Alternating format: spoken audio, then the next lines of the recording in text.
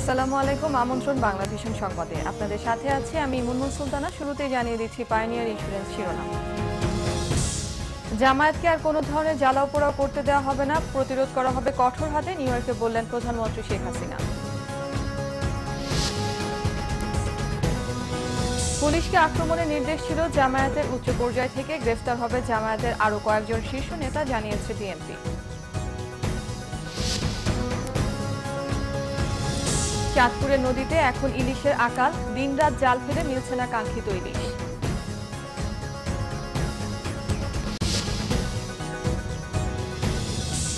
শুনছিলেন pioneer insurance শিরোনাম।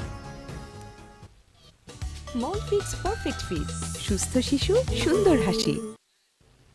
এবারে বিস্তারিত। প্রধানমন্ত্রী শেখ হাসিনা বলেছেন, জামায়াতকে আর কোনো ধরনের জ্বালাও পোড়াও করতে দেওয়া হবে না, জামায়াতের কার্যক্রমকে কঠোর হাতে প্রতিরোধ করা হবে বলেও জানান তিনি। নিউ ইয়র্ক সময় রবিবার বিকেলে যুক্তরাষ্ট্র আওয়ামী লীগ আয়োজিত গণসংবর্ধনায় তিনি এসব কথা বলেন। দুর্নীতিবাজ, সন্ত্রাসী আর যুদ্ধাপরাধী ছাড়া দেশের সবাই শান্তিতে আছে বলে মন্তব্য করেন প্রধানমন্ত্রীর ছেলে সজীব ওয়াজেদ জয়। নিউ ইয়র্ক থেকে আনোয়ার হোসেন বাবুর ক্যামেরায় তাইমুর রশিদের রিপোর্ট। স্থানীয় সময় রোববার বিকেলে নিউ ইয়র্কের হিলটন হোটেলে দলীয় সভানেত্রীর সম্মানে গণসংবর্ধনার আয়োজন করে যুক্তরাষ্ট্র আওয়ামী লীগ। প্রধানমন্ত্রী শেখ হাসিনা বলেন, 4 দলীয় জোট দুর্নীতি, সন্ত্রাস আর জঙ্গিবাদ সৃষ্টি করে দেশের ভাবমূর্তি ক্ষুণ্ণ করেছিল। তার সরকারের 2.5 বছরে সেই দুর্নাম দূর হয়েছে। বলেন, মুক্তিযুদ্ধের চেতনা পুনরুদ্ধার করতেই সংবিধানে সংশোধন করা হয়েছে। জানান, বাংলার মাটিতে যুদ্ধাপরাধীদের বিচার অবশ্যই হবে। এই কিছুদিন আগে আপনাদের যে হঠাৎ জামাত ঝটিকা আক্রমণ করলো, ইনশাআল্লাহ ভবিষ্যতে আটটা পাবে না। যে বাংলাদেশে আর আমরা এই অশান্তি চাই না। আর আমাদের বিরোধী দল একটু হরতাল টরতাল যদি ডাকতে চায়, তারা ডাকুক, অসুবিধা নেই। 1-11 সহ প্রতিটি আন্দোলন সংগ্রামে প্রবাসীদের ভূমিকারও প্রশংসা করেন তিনি। আহ্বান জানান বাংলাদেশে আরও বেশি বিনিয়োগের। প্রধানমন্ত্রীর ছেলে আইটি বিশেষজ্ঞ সজীব ওয়াজেদ জয় বলেন, বিদ্যুৎ সমস্যার সমাধান হয়েছে, যানজট সহ অন্যান্য সমস্যার সমাধানেও কাজ চলছে। দেশে অশান্তি রেখে প্রধানমন্ত্রী জাতিসংঘে শান্তির ভাষণ দিচ্ছেন, বিরোধী দলের এমন মন্তব্যেরও জবাব দেন তিনি। আজকে তো দেশের মানুষ এত বছর পর শান্তিতে আছে।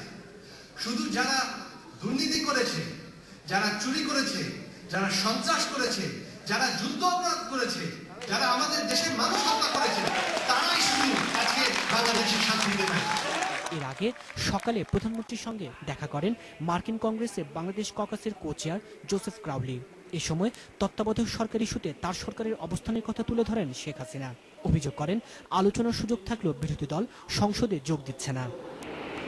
পরে জনপ্রিয় কথাসাহিত্যিক হুমায়ুন আহমেদকে দেখতে নিউ ইয়র্কের জ্যামাইকায় তার বাসায় যান শেখ হাসিনা। খোঁজ খবর নেন তার শারীরিক অবস্থার। দ্রুতই চিকিৎসা শেষে নন্দিত এই সাহিত্যিক দেশে ফিরবেন বলেও আশা প্রকাশ করেন প্রধানমন্ত্রী।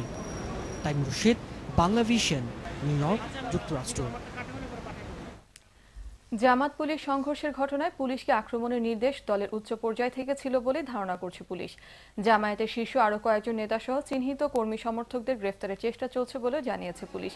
গত 19 সেপ্টেম্বর জামাতের বিক্ষোভ কর্মসূচির সময় দলের কর্মীরা হঠাৎ করেই পুলিশের উপর চড়াও হয়।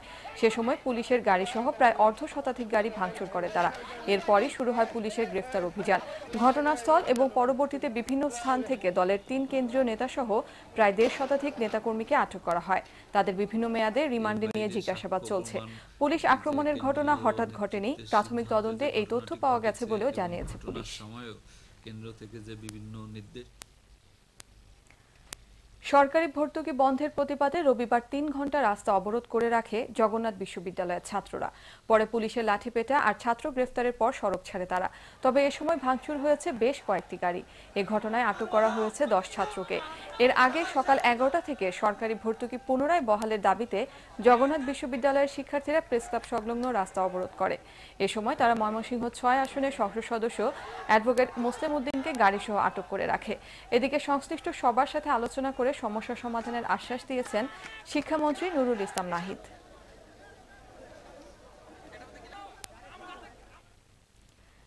27 সেপ্টেম্বর মহাসমাবেশ থেকে বিরোধী দলীয় নেত্রী বেগম খালেদা জিয়া সরকার বিরোধী আন্দোলনের রূপরেখা ঘোষণা করবেন বলে জানিয়েছেন ঢাকা মহানগর বিএনপির আহ্বায়ক সাদেক হোসেন খোকা। গতকাল সন্ধ্যায় মহানগর বিএনপির এক প্রস্তুতি সভায় তিনি এই কথা বলেন। নয়াপল্টনের মাওলানা ভাসানী মিলনায়তনে অনুষ্ঠিত এই সভায় রাজধানীর বিভিন্ন থানা ও ওয়ার্ড বিএনপির নেতারা অংশ নেন।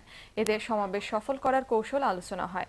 সাদেক হোসেন খোকা বিএনপি কর্মীদের কোনো রকম উস্কানিতে প্রভাবিত না হয়ে শান্তিপূর্ণভাবে মহাসমাবেশে অংশগ্রহণের আহ্বান জানান। 27 তারিখে বেগম খালেদা জিয়ার জনসভায় কেমন উপস্থিতি হয়, তিনি কি ভাষণ দেন, সবকিছু। চাঁদপুরের পদ্মা মেঘনার ইলিশ রসনা বিলাসীদের কাছে প্রিয় নাম, কিন্তু সেই চাঁদপুরের নদীতেই এখন ইলিশের চরম আকাল। দিনরাত জাল ফেলে কাঙ্ক্ষিত ইলিশ মিলছে না। নাব্য কমে যাওয়ায় এই বেহাল অবস্থা হয়েছে বলে মনে করছেন স্থানীয়রা। চাঁদপুর প্রতিনিধি রহিম বাদশার রিপোর্ট। প্রতি বছর এই সময়টাতে জেলে পাড়াগুলো মেতে উঠত উৎসবে, কিন্তু এবার সংসার চালাতেই হিমশিম খাচ্ছে জেলে পরিবারগুলো। সারাদিন জাল পাইলে মনে হয় 1000 তেল তুল খরচ দিয়া পোষায় না। এদিকে চাঁদপুরের ঐতিহ্যবাহী ইলিশ আড়তটিকে আছে দক্ষিণাঞ্চল থেকে আসা ইলিশে। এখানে আসা ইলিশের সিংহভাগ রপ্তানি হচ্ছে ভারতের বিভিন্ন এলাকায়। ড্রেজিং করে নদীর নাব্যতা রক্ষা করে জেলেদের মাছ ধরার জন্য নদী গভীর করবে, এটা সরকারের নৌ পরিবহন মন্ত্রীর আমি মনে করি অতি জরুরি একটি পদক্ষেপ নেওয়া দরকার। বাড়তি দামে ইলিশ কিনতে হচ্ছে ইলশে পাড়ার মানুষকে। এসব সমস্যা সমাধান না হলে অচিরেই হয়তো ইলিশের রাজধানী খ্যাত চাঁদপুর থেকে ইলিশ হারিয়ে যাবে। রহিম বাদশা, বাংলা ভিশন, চাঁদপুর। আন্তর্জাতিক বিরোধীদের সাথে আলোচনা শেষে নির্বাচনের মধ্য দিয়ে শান্তিপূর্ণভাবে ক্ষমতার হস্তান্তর হবে বলে জানিয়েছেন ইয়েমেনের প্রেসিডেন্ট আলী আব্দুল্লাহ সালেহ। চিকিৎসা শেষে সৌদি থেকে দেশে ফেরার পর এই প্রথম জাতির উদ্দেশ্যে দেওয়া ভাষণে এই ঘোষণা দেন তিনি। এ সময় বিরোধীদের উদ্দেশ্য করে তিনি বলেন, সহিংসতার মধ্য দিয়ে ক্ষমতার পরিবর্তন সম্ভব হবে না। রাজনৈতিক দলগুলোর সাথে জাতীয় সংলাপ শুরু করতে ভাইস প্রেসিডেন্টকে দায়িত্ব দেওয়া হয়েছে বলেও জানান তিনি। নিজের পদত্যাগের বিষয়ে কোনো ইঙ্গিত না দিলেও দেশে চলমান সহিংসতার জন্য আল কায়েদার সংশ্লিষ্টতাকে দায়ী করেন ইয়েমেনের প্রেসিডেন্ট। 3 দশকেরও বেশি সময় ধরে ক্ষমতায় থাকা প্রেসিডেন্ট সালের পদত্যাগের দাবিতে চলতি বছরের জানুয়ারি থেকে বিরোধীদের ডাকে শুরু হয় ইয়েমেনের সরকার পতন আন্দোলন।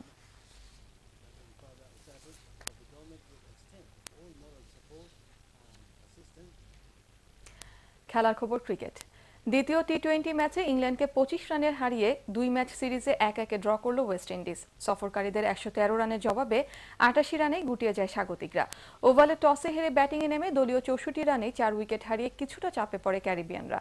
স্যামুয়েলসের সাথে পঞ্চম উইকেটে 34 রানের জুটি গড়ে আউট হন ডেরওয়েন স্যামি। স্যামুয়েলস 35 ও অ্যান্ড্রু রাসেলের 12 রানে 5 উইকেট হারিয়ে 113 রান সংগ্রহ করে ওয়েস্ট ইন্ডিজ। জবাবে 114 রান তাড়া করতে নেমে ওয়েস্ট ইন্ডিজের বোলিং তোপে 88 রানে গুটিয়ে যায় ইংল্যান্ডের ইনিংস। গ্যারি মাতুইন 3টি, বিশু, রাসেল ও সেন্টোকি নিয়েছেন 1টি করে উইকেট।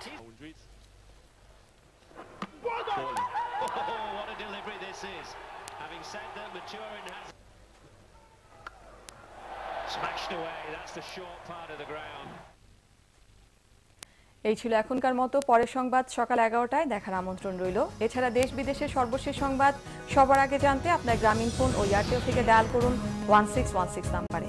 ধন্যবাদ সাথে থাকার জন্য।